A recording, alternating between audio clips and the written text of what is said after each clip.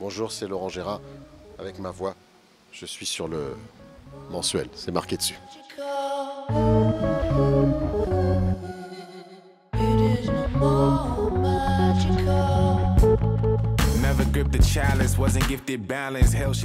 Je suis venu en ami, pour mon ami Gérard Camille, effectivement. On partage l'amour du cinéma. Je suis venu à plusieurs reprises. D'habitude, je suis en tournée à cette époque-là, donc j'étais un peu frustré de ne pas pouvoir venir, parce que puisqu'on parle de rencontres, ce sont de belles rencontres, généralement. Et là, je devais être en tournage, et le tournage a été décalé. J'ai immédiatement appelé Gérard en lui disant « Je suis libre ». Mais la programmation était déjà faite, parce que la dernière fois, il m'avait proposé de faire une carte blanche, donc on a réservé déjà les dates pour l'année prochaine. Quand je rentrais de l'Olympia, je regardais un film muet, parce que j'adore ça. Je pense que c'est parce que mon grand-père me faisait voir Histoire sans parole, et que j'adorais ça. Quand on est gamin, on regarde des films muets drôles, quoi, mais très poétiques, Chaplin. Il y a une expression toute particulière. Et quand je fais François Hollande pendant 7 minutes sans rien dire, c'est aussi parce que j'ai vu des films muets. Et qu'il a un côté Buster Keaton. Le patrimoine de films muets, même ça me rend dingue. Je me dis, il y a tellement de choses qui ont été perdues, détruites, des pans entiers d'une photographie d'une certaine époque. L'expressionnisme allemand, enfin, Murnau, moi, j'ai un film que je regarde régulièrement, c'est L'Aurore de Murnau.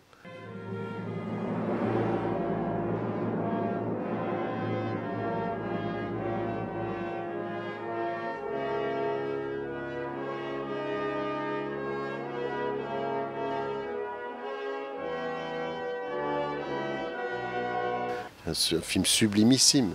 Et puis là, j'ai participé à la restauration. Le dernier film muet français, on en parlait hier, Dans la nuit, réalisé par Charles Vanel, avec Charles Vanel.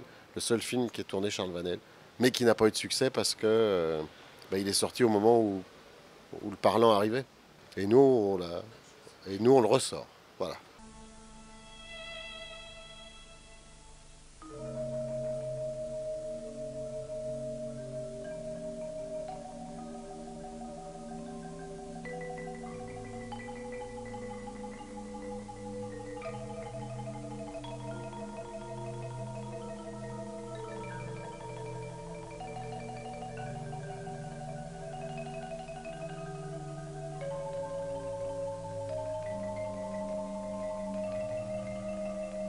Je suis en train d'écrire le nouveau spectacle. J'ai écrit en venant dans le train ici.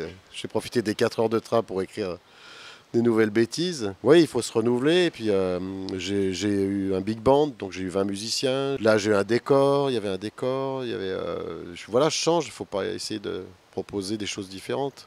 Et puis je tourne beaucoup, c'est vrai. Mais j'ai pas le trac. Alors c'est un truc, non, c'est que du plaisir. Si j'avais le trac, ça me. Ah, si j'ai le trac quand c'est une première, c'est-à-dire quand il faut livrer la marchandise la première fois, quoi. Toujours vivant, rassurez-vous, à 50 ans, toujours debout. Ça va? Ça se passe bien avec le petit nouveau, hein? J'en ai fait des conneries dans ma vie, hein. Mais j'aurais jamais pris François Bayrou dans mon gouvernement, hein. Je me suis toujours intéressé à la vie de mon pays, à la politique aussi, forcément. C'est une source inépuisable, hein. Donc, puis il y a qu'à se baisser, donc c'est bien. Mais ouais, ça m'a toujours attiré. C'est un peu lié, hein. J'ai 2 activités en ce moment. Des RTL tous les jours, hein, donc, je dis il y a 2 activités, parce que je considère que l'écriture, ça fait partie du spectacle aussi. Et puis je me suis lancé dans la restauration, parce que j'adore ça. Ça, c'est le partage. Une très belle maison qui existe depuis 1904, qui s'appelle Léon de Lyon. Et on l'a sauvée, on a sauvé cette maison, donc je suis très content. Et puis je fais un peu de vin aussi. Voilà. En fait, je fais tout ce que j'aime. Manger, boire, faire rire. Je suis comblé. Enfin, vous êtes pas gâtés quand même, vous autres, au niveau chanteuse. Entre la Zaz, qui a pas vu un pommeau de douche depuis belle lurette, et la Christine on the Queen, qui se tortille comme une maudite folle. Malgré ça, j'ai jamais eu de victoire de la musique. Non, non, non. Enfin bon, je me console avec mes enfants. J'ai toujours dit qu'il y avait un parallèle entre la scène et la scène. La scena, ce que disent les Italiens, c'est-à-dire la table. C'est le partage. Les chefs viennent après, à la fin du service, souvent voir si ça s'est bien passé. Nous, on a les applaudissements, eux, ils ont la reconnaissance des clients. Et puis, il y a plein de termes en commun. Il y a le piano, il y a la batterie, il y a la mandoline.